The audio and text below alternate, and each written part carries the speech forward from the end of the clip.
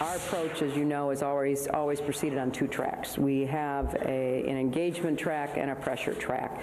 And as I've said, the results of our efforts to engage Iran directly have not been encouraging. If they make such a mistake, we will do the same thing that we have done in the past 31 years. We will count and rely on our own powerful nation. We will rely on our youth, and God willing, we will progress stronger than before.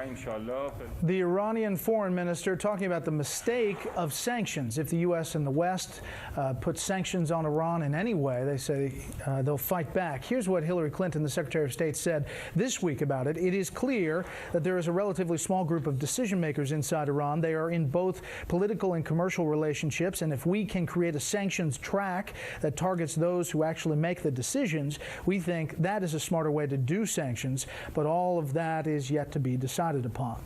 We're back with the panel. Charles.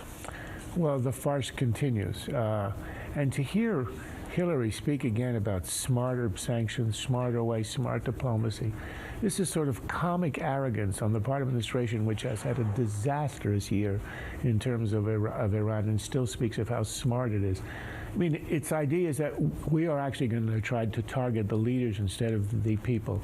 Well, the Bush administration attempted that, but it's almost impossible, and it doesn't succeed anyway.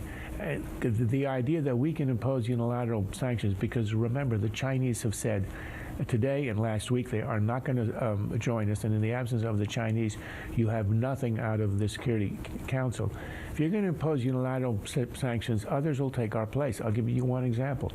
We prevailed in 2007 on the UAE to stop acting as the middle country in transactions with Iran, and it did. Immediately Hong Kong and Malaysia picked up.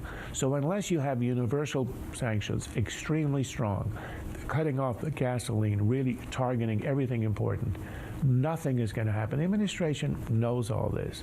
And the lassitude with which it's acting, I mean, it says the pressure track is on, the engagement is on, which means nothing. Nothing is going to happen.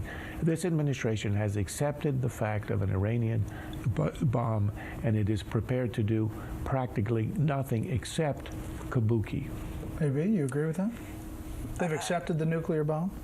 I'm not going to agree with that, actually, Charles. I agree that the administration is attempting this bizarre two-track strategy where they are looking at a new set of sanctions that would be more targeted and they hope would succeed better than the three failed prior sanctions, while talking up future engagement with Iran.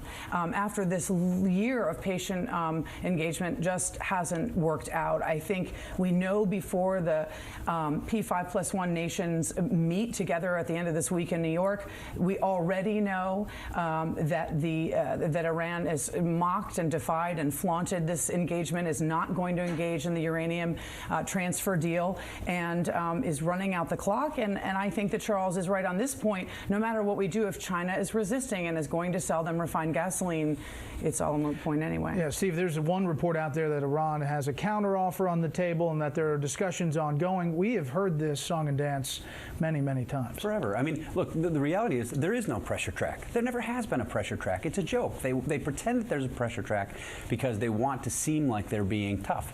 But when you pass on deadline after deadline after deadline, you don't actually do anything, you cannot look tough. There's a fascinating article, one of the undercovered stories or under-discussed stories of the past 2 weeks in the Washington Post that reported that to the extent that they are pursuing sanctions, and we've just heard that they are going to be targeted smarter sanctions, to the extent that they are even pursuing sanctions, the goal of those sanctions is to force the regime back into negotiations. So it's all about engagement, and it's all about making a play to look tough when I agree with Charles.